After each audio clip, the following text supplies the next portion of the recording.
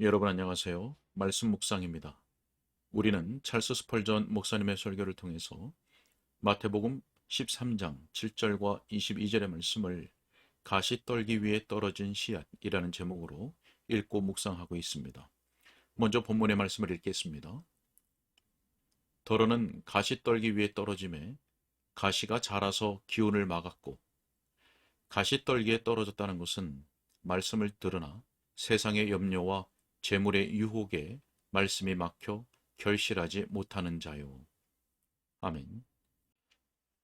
자, 우리가 바로 앞선 시간에서는 겉으로 보기에는 알곡같이 보이지만 까보면 아무것도 없는 텅 빈 신앙 고백자들이 있다는 것을 보았습니다. 자, 그리고 가시떨기는 토양에 자연스러운 것이다. 그래서 은혜는 낯선 것이지만 가시떨기는 나쁜 잡초처럼 잘 자라기 마련이다 라고 하는 내용을 보았습니다. 그래서 우리는 매우 부지런해야 한다는 것, 말씀의 열매는 잘 가꾸지 않으면 맺기 어려운 법이다 라고 하는 내용들을 우리가 살펴보았습니다. 자, 오늘 계속되는 내용을 우리가 읽고 묵상하도록 하겠습니다. 가시떨기는 이미 토양 속에 자리를 잡고 있었습니다. 그것들은 토양 속에 자연적으로 들어 있었을 뿐만 아니라 토양 속에 뿌리를 깊이 내리고 박혀 있었습니다. 우리 속에 있는 죄들이 우리의 인격적인 기능들을 장악하려고 애를 씁니다. 할 수만 있다면 우리의 죄는 그 일을 포기하지 않을 것입니다. 죄는 성령께 대하여서도 길을 내주지 않을 것이고, 새 생명이나 하나님의 은혜의 감화에 대해서도 길을 내주지 않으려고 길을 쓰고 싸울 것입니다. 죄의 뿌리가 우리의 본성 전체를 관통하고 있습니다. 놀라운 세력으로 우리의 본성을 장악하고 있으며 기이한 끈질김으로 그 잡은 것을 놓지 않습니다. 이 설교를 듣는 여러분, 여러분이 누구일지라도 여러분은 타락한 존재입니다. 만일 여러분이 교황이나 미국 대통령이나 영국의 여왕이라 할지라도 죄 가운데 태어났으며 불의 가운데 잉태되었음이 확실합니다. 거듭나지 못한 여러분의 심령은 무엇보다도 잘 속습니다. 그리고 아주 절망적으로 악합니다. 인간 영혼이라는 마을에 있는 기존의 교회는 마귀를 대주교로 삼고 있습니다. 죄는 우리의 본성을 붙잡고는 놓지 않되 마치 뱀이 먹이를 친친 감고 있는 것처럼 붙잡고 있습니다. 30년 동안 죄가 본성을 장악해 왔으면 거룩한 것들이 쉽게 본성을 장악할 것이라고 생각하는 것은 정말 어리석은 일입니다. 여러분이 그렇게까지 어리석지는 않을 줄 압니다. 우리의 악한 본성은 근본적으로 보수적입니다. 하나님의 은혜가 의로 말미암아 왕노릇하게 되는 혁명적인 모든 시도를 분쇄시키려고 길을 쓸 것입니다. 그러니 깨어 기도하십시오. 여러분 속에 선한 것을 시험이 와서 막지 못하도록 말입니다. 열심히 깨어 있으십시오. 은혜는 낯선 토양에서 자라는 연한 풀과 같은 것입니다. 또는 전혀 기후가 다른 풍토 속에서 자라는 풀과 같은 것입니다. 죄가 본성과 맞아떨어지는 토양 속에서 강하게 뿌리를 내리고 있습니다. 어째서 신앙을 고백하는 그리스도인들 가운데 그렇게 많은 사람들이 가시떨기가 나는 땅과 같은지 그 이유를 아시겠습니까? 그것은 상태를 바꿀 정도로 진행되었어야 할 절차가 생략되었기 때문입니다. 가시떨기의 밑둥을 뽑아내고 그것들을 모아 불살라야 했던 것입니다.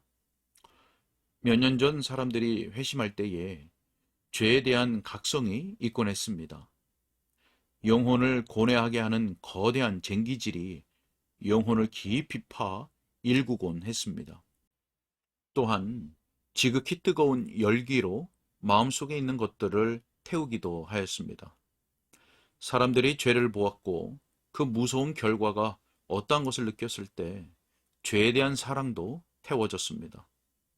그러나 지금 우리는 급속하게 구원을 받는 일에 대해서 떠들며 허풍스럽게 자랑하는 말들에 휩싸여 있습니다. 즉각적인 회심을 보는 일은 참 기쁩니다. 그러나 은혜의 철저한 역사, 죄에 대한 깊은 의식, 율법으로 말미암은 효과 있는 마음의 상처를 보면 더 기쁩니다. 우리는 땅 표면만을 긁고 지나가는 쟁기질로서는 가시떨기를 온전히 제거하지 못할 것입니다. 가장 바르게 쟁기질을 한 밭이 가장 좋은 곡식을 자라게 합니다. 설교를 듣는 여러분, 오늘 죄에 대해 철저한 각성을 겪고 있습니까? 그렇다면 하나님께 감사해야 합니다. 여러분은 무서운 고통과 고뇌 속에 처해 있습니까? 여러분에게 큰 감화가 일어났다고 생각하지는 마십시오. 하나님께서 친히 여러분을 갈가대시고 난 다음에 씨를 뿌려 앞으로 오는 세월 속에서 여러분 속에 확신한 일을 하시기를 바랍니다. 자, 이렇게 여러분은 이 가시덩굴이 본성에 고유적으로 존재했던 것임을 알게 되었습니다. 아주 오래전에 자리를 잡고 있었던 본토 박이입니다. 그것들을 아예 처음부터 잘라내었더라면 좋았을 뻔하였습니다. 자, 또한 가시떨기는 자라게 되어 있습니다. 악에는 무서운 생장력이 있습니다. 처음에 가시떨기는 몇 개의 작은 떡잎을 냅니다. 그리고 그것들이 가지를 뻗어 나갑니다. 그리고 결국 그것들이 더 번성하여 무리를 이룹니다. 그래서 곡식을 감싸버려 마치 곡식이 가시숲 속에 외로운 존재처럼 서 있게 됩니다. 그리고 가시떨기가 퍼져나가 알곡들을 덮어버립니다. 가시떨기는 주인 노릇을 하고 싶어 견딜 수 없어 합니다. 그리고 주도권을 금방 얻게 됩니다. 그 일이 끝나면 이제 곡식을 파멸시키는 작업을 시작합니다. 곡식을 둘러싸 폐쇄시켜버리고 그 세력으로 곡식을 퇴출시킵니다. 그리고 어떤 가시떨기 줄기는 곡식을 칭칭 감습니다.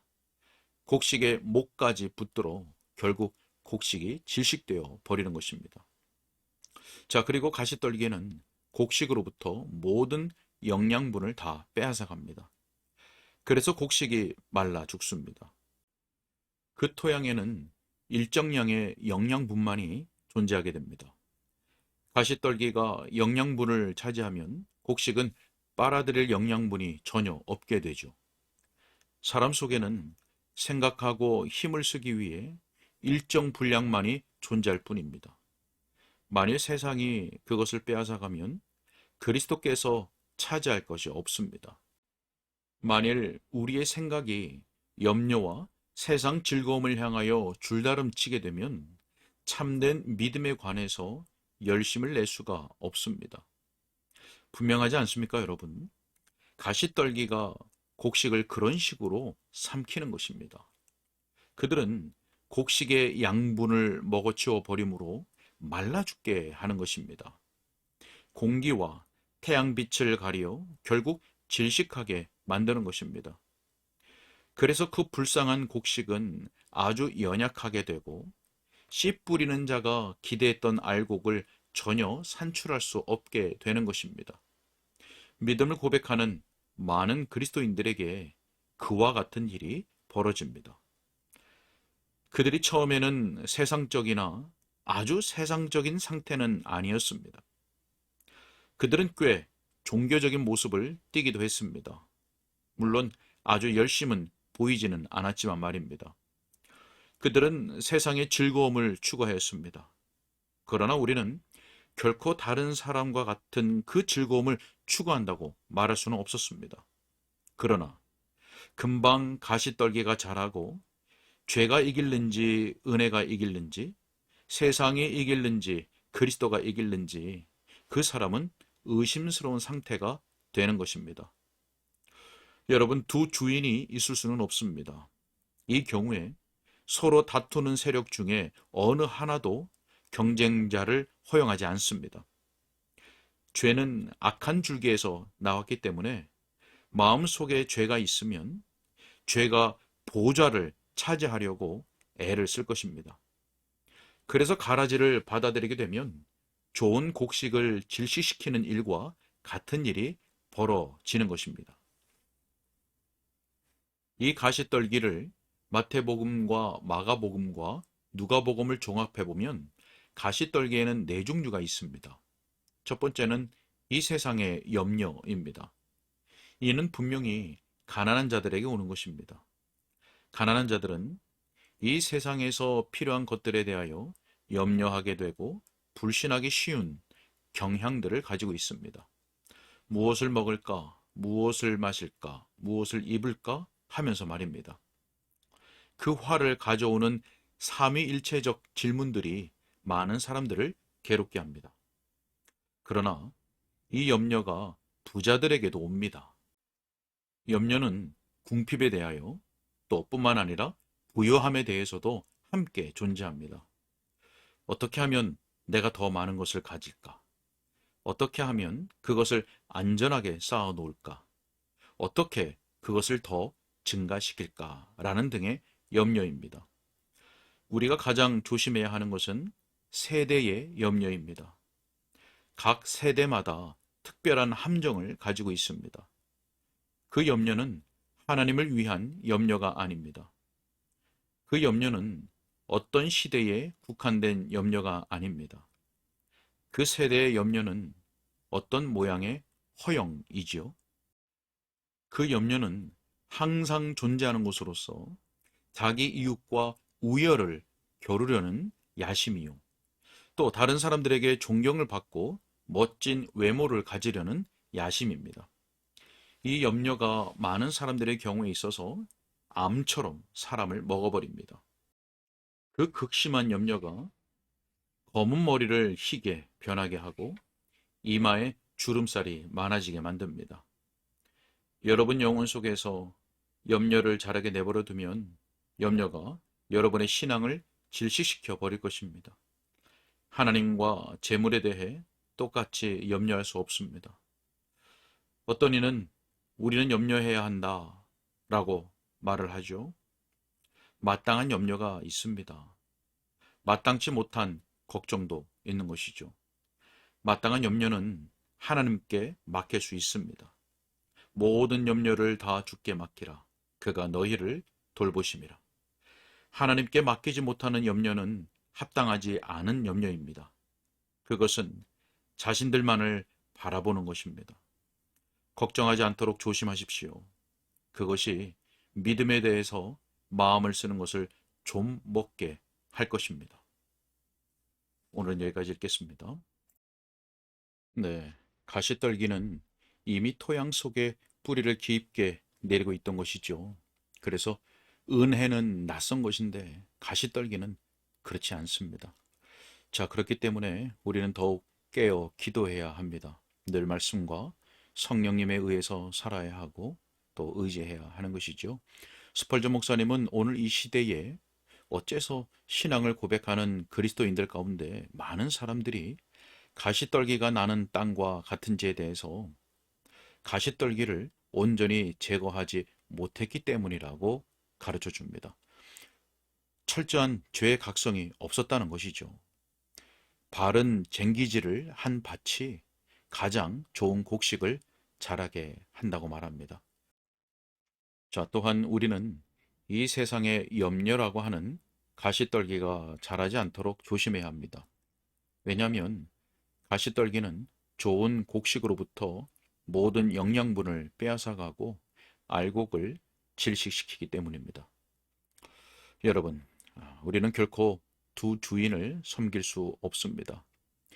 죄가 우리의 마음의 보좌를 차지하지 않도록 깨어 기도해야겠습니다. 그리고 우리로 그렇게 할 수 있도록 성령께서 이끌어 주시기를 간절히 소원합니다. 기도하겠습니다. 살아계셔서 그 백성들을 친히 감찰하시고 도우시며 인도하시는 하나님 아버지 감사합니다. 말씀과 성령의 역사로 우리의 마음밭을 기경하여 주옵소서. 죄가 우리의 마음을 지배하지 못하도록 항상 깨어있게 하시고 또한 기도에 힘쓰게 하여 주옵소서. 우리로 세상의 염려에 빠지지 않도록 보호하여 주시고 모든 염려를 주께 맡기게 하시며 믿음을 온전히 사용하도록 도와주옵소서. 주님께 의탁하옵고 예수님의 이름으로 기도하옵나이다. 아멘.